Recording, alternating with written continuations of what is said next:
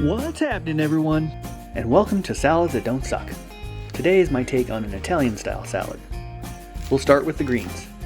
I like to use some baby kale and baby spinach, so we'll give that a rough chop.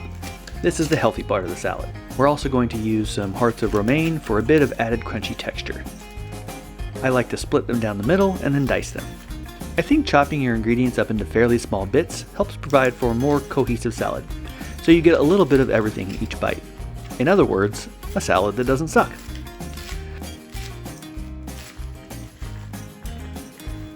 We're also going to do some bell pepper.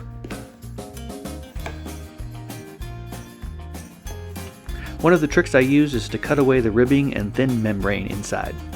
Both of these are bitter, and when you remove it, it helps bring out the fruitiness of the pepper.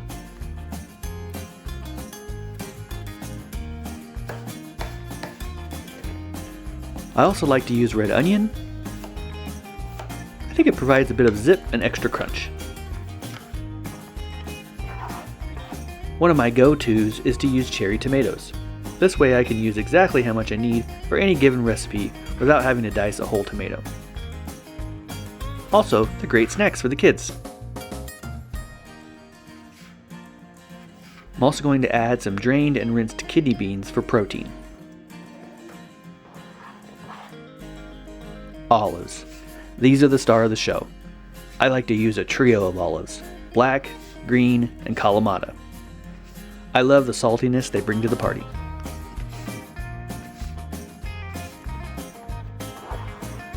Also, the co-star of the salad is the dressing, or more specifically the vinegar, Sicilian lemon. I found this at a local olive oil and vinegar shop, and I fell in love with it. Goes great with dishes like these. I like to make my own dressing. It's so easy and inexpensive, and so much healthier. A little grated Parmesan too, if so inclined.